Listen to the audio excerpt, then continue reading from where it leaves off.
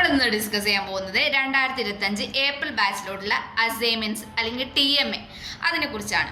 അത് എങ്ങനെയാണ് സബ്മിറ്റ് ചെയ്യേണ്ടത്, എന്തൊക്കെയാണ് TMAയിൽ ചെയ്യാനുള്ളത്, ഇത്രയും കാര്യങ്ങളാണ് നമ്മളിന്ന് ഡിസ്കസ് ചെയ്യാൻ പോകുന്നത്.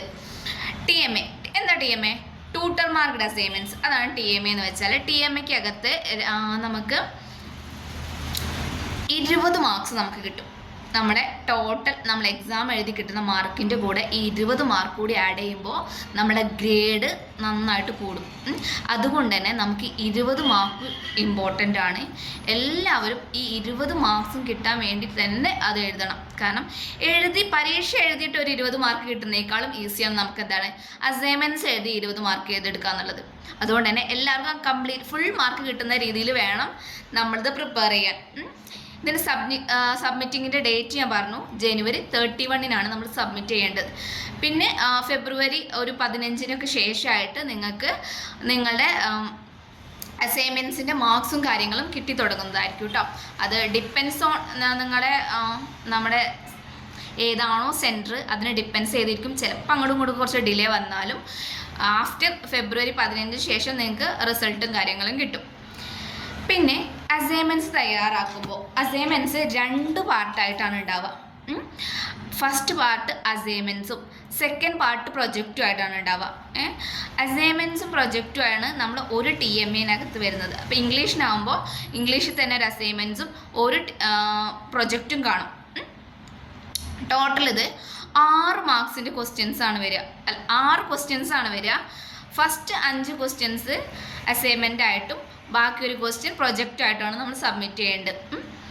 പിന്നെ ഈ അസൈൻമെൻറ്റ്സ് പ്രിപ്പയർ ചെയ്യുമ്പോൾ ഏറ്റവും ഇമ്പോർട്ടൻ്റ് ആയ കാര്യം ഇതിൻ്റെ നീറ്റ്നെസ് ആണ്. എന്തുമാത്രം വൃത്തിയിലാണ് നിങ്ങൾ സബ്മിറ്റ് ചെയ്യുന്നത്, അതിൻ്റെ നീറ്റ്നെസ്, ഹാൻഡ് റൈറ്റിങ്, അതിൽ കണ്ടൻറ്റ്, നിങ്ങൾ പ്രിപ്പയർ ചെയ്ത രീതി, ഇതിനൊക്കെ മാർക്കുണ്ട്.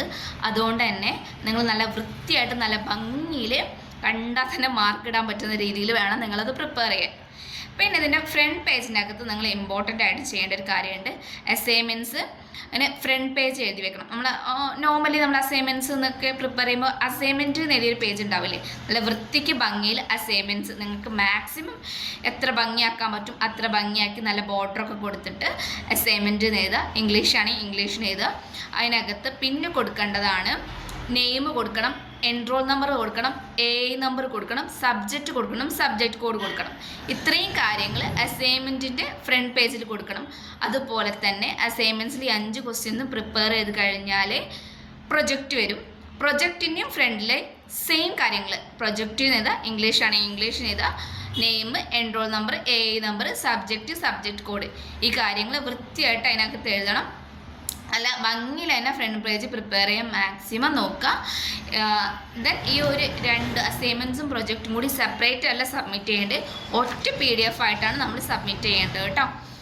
പിന്നെ നമ്മൾ ക്വസ്റ്റ്യൻസ് ഞാൻ ഓൾറെഡി പറഞ്ഞു, 6 ക്വസ്റ്റ്യൻസ് ആണ് വരുന്നത്. ഈ 6 ക്വസ്റ്റ്യനിൽ 5 ക്വസ്റ്റ്യൻസ് വരുന്നത് അസൈൻമെൻ്റ് ആയിട്ടും ഒരു ക്വസ്റ്റ്യന് പ്രൊജക്റ്റ് ആയിട്ടാണ് വരുന്നത്.